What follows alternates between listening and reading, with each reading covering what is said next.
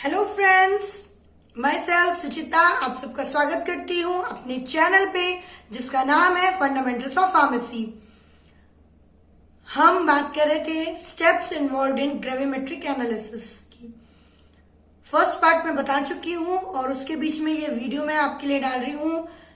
इस वीडियो में मैं आपको बताऊंगी कॉमन एंड इफेक्ट के बारे में। ग्रेविमेट्रिक एनालिसिस में भी कॉमन एंड इफेक्ट बहुत ही ज्यादा यूज होता है। प्रेसिपिटेट फॉर्मेशन में भी यूज होता है, कैसे बन रहा है, क्योंकि आगे मैं आपको प्रेसिपिटेट मेथड्स के बारे में बताने वाले हूँ।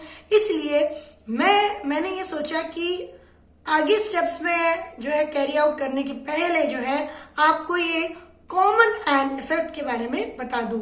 बाकी पुराने वीडियोस जो है वो डिस्क्रिप्शन बॉक्स में प्लेलिस्ट में आपके लिए अवेलेबल है, तो प्लीज वहां जाइए और उनको भी चेकआउट कीजिए और देखिए कि मैं क्या समझाना चाह रही हूँ। और अगर आपको वीडियोस अच्छे लगते हैं तो प्लीज लाइक प्रेस करना न भूलें, साथ साथ में मेरे चैनल को सब्सक्राइब भी कीजिए। तो बिना टाइम को वेस्ट किए हम लोग स्टार्ट करते हैं common ion effect. Let's get started. Common ion effect, ये कॉमन आयन इफेक्ट जो है वो क्या होता है इसके बारे में आज हम जानेंगे। Weak acid or weak base will partially ionized in aqueous solution.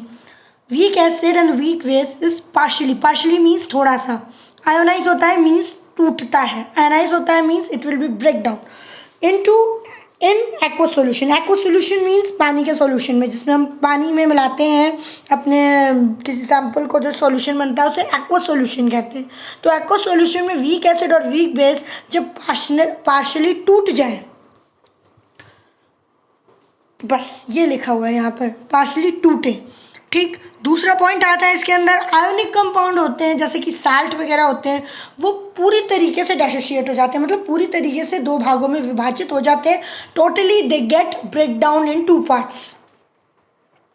Next, some salts may contain ion derived from acid और बेस, और कुछ साल्ट्स जो है वो एसिड और बेस से डिराइव्ड आयन्स जो है अपने पास रखते हैं ना। Some salts contain with themselves some ions which are derived from acid and base. फिर ion derived from strong acid or bases will not alter the pH. जो ions कहाँ से derive होंगे, strong acid और base से derive हो रहे हैं या उनसे बन रहे हैं बोल सकते हैं, वो कभी भी अपनी pH को alter नहीं करते हैं। Solution की जो pH है उसको change नहीं करते, उसको बिल्कुल बदलते नहीं हैं। जो आयंस किससे डिराइव होते हैं, वीक एसिड और वीक बेस से डिराइव होते हैं, वो क्या करते हैं, वो ये करते हैं कि उनकी टेंडेंसी होती है कि वो पीएच को जो है वो क्या करें, चेंज करें या अल्टर करें।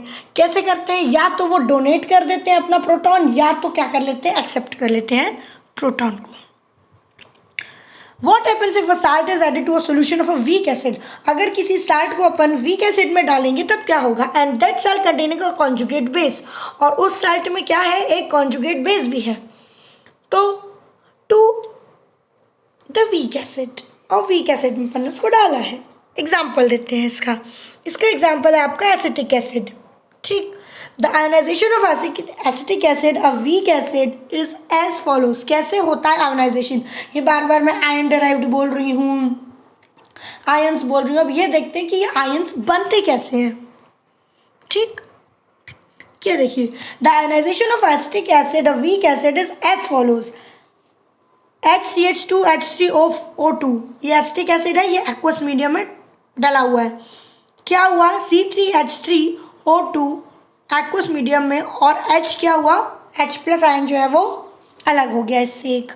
ठीक, फिर अपन ने क्या किया, इसमें थोड़ा सा सोडियम एसीटेट साल्ट और डाल दिया। So sodium acetate will dissociate completely in the solution. Sodium acetate वो सॉल्यूशन है दैट कंप्लीटली डिसोशिएट हो जाता है, कंप्लीटली क्या हो जाता है, टूट जाता है। तो NaC2H3O2 एक्व सॉल्यूशन में Na अलग हो गया और C2H3O2 एक्व सॉल्यूशन में अलग हो गया। We have increase the acetate conjugation base concentration without increasing the concentration of H+, और हमने क्या किया, C3H3O2 के कंसंट्रेशन को बढ़ा दिया बिना क्या किए, H+ आयन के कंसंट्रेशन को बढ़ाए। हमने क्या किया, इसको डालकर जो है बिना H+ आयन कंसंट्रेशन को इंक्रीज किए हुए हमने अपना जो C2H3O2 का जो क्वांटिटी थी, मतलब उसके जो आयंस बन रहे थे, उसको क्या कर दिया, इंक्रीज कर दिया, बढ़ा दिया। तो ली-चैटलियर प्रिंसिपल के हिसाब से इक्विलिब्रियम हमने किस तरफ शिफ्ट कर दिया, रिएक्शन के लेफ्ट हैंड साइड तरफ हमने उसको शिफ्ट कर दिया। तो HC2H3 एक्वस जो है वो C2H3O2 प्लस एक्वस जो है वो इस साइड जो है वो बनने लगा, ठीक है, लेफ्ट हैंड साइड की तरफ जो है हमारा इक्विलिब्रियम जाने लगा। Will also result in decrease in H+ concentration. भाई जब ये वाले आयंस जो हैं C2H3O2 माइनस आयंस जो हैं जब बढ़ रहे हैं तो ऑब्वियस सी बात है कि H+ का जो कंसंट्रेशन है वो क्या होगा, डिक्रीज होगा, कम होगा, और pH जो है वो बढ़ जाएगी और लेस एसिड विल डिसोशिएट। और एसिड का जो डिसोशिएशन है, जो एसिड डला हुआ एसिटिक एसिड, उसका डिसोशिएशन क्या हो जाएगा, अपने आप कम हो जाएगा। क्यों? क्योंकि उसमें अपन ने ऑलरेडी एसिटेट आयन डाले थे, है ना। तो dissociation of weak electrolyte is decrease by adding a solution of strong electrolyte. यदि हम वीक इलेक्ट्रोलाइट में क्या डाल दें, स्ट्रॉन्ग इलेक्ट्रोलाइट डाल दें, तो वीक इलेक्ट्रोलाइट का जो डिसोसिएशन है, वीक इलेक्ट्रोलाइट जो टूट रहा होता है वो क्या हो जाता है, सप्रेस हो जाता है, ठीक है, डिक्रीज हो जाता है, कम हो जाता है।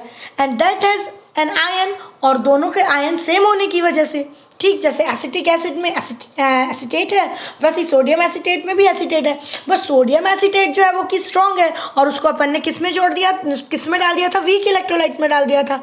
तो क्या हुआ, वीक एसिड में डाल दिया, सॉरी, तो क्या हुआ, वीक एसिड का जो डिसोसिएशन है वो डिक्रीज हो गया, क्योंकि सोडियम जो है स्ट्रॉन्ग था वो कंप्लीटली क्या हो गया, डिसोशिएट हो गया, क्योंकि उसके पास, दोनों के पास एक आयन कॉमन था विथ वीक इलेक्ट्रोलाइट। तो इसी इफेक्ट को जब हम स्ट्रॉन्ग कोई इलेक्ट्रोलाइट किसी वीक इलेक्ट्रोलाइट में डालते हैं तो जो वीक इलेक्ट्रोलाइट का डिसोसिएशन होता है, जो वो टूटने वाला होता है, वो कम हो जाता है, और इसी इफेक्ट को हम कहते हैं कॉमन आयन इफेक्ट। अब इसको अपन एक मैथमेटिकल एग्जाम्पल्स के थ्रू भी समझ सकते हैं। एसिटिक एसिड और weak acid with the following ionization reaction, अपने पास एसिटिक एसिड का रिएक्शन दिख रहा है जिसका एसिड का डिसोसिएशन कितना है, 1.8 into 10⁻⁵. What is the pH of the solution, that is 0.5 molar in acetic acid and 2.5 molar in sodium acetate. हमें बताना है एसिटिक पीएच बतानी है, ठीक है। तो हम पहले क्या लिखेंगे, अपना डिसोसिएशन कांस्टेंट लिख लेंगे, अपना जो टूट रहा है वो वाला फ्रैक्शन लिख लेंगे, फिर x और m amount of acetic acid that dissociate, ये हमें इनको पता लगाना है, ठीक। आगे चलते हैं। Then XM of H3O plus CH3O minus are formed, हमारा जो एसिटेट आयन है वो डिसोशिएट होगा, और फिर से अपन लिख देंगे कि क्वेश्चन 1 जो कि डिसोसिएशन कांस्टेंट अपना 1 जो कि उन्होंने दिया है 1.10⁻⁵ into x plus 2.5 x divided by 0.5 minus x। Can we use the shortcut to the quadratic? Yes, shortcut use करेंगे, इसको, इस इक्वेशन को पूरा सॉल्व करेंगे और हमें हमारी pH जो है वो मिल जाएगी। तो इससे हमको ये पता चलता है कि कॉमन आयन इफेक्ट जो है, इसको देखो, इसका पूरा जब हम सॉल्व करते हैं तो अपन को ये पता चलता है कि कॉमन आयन इफेक्ट आ रहा है जिसकी वजह से वीक इलेक्ट्रोलाइट का डिसोसिएशन जो है वो अपने आप कम हो जाता है। होप आपको कॉमन आयन इफेक्ट जो है वो समझ में आ गया होगा, क्योंकि आगे ये बहुत ज्यादा यूटिलाइज होगा। प्रेसिपिटेशन फॉर्मेशन पढ़े चाहे वॉल्टलाइजेशन पढ़े अपन आगे, तो कॉमन आयन इफेक्ट के बारे में समझना हमें बहुत जरूरी था।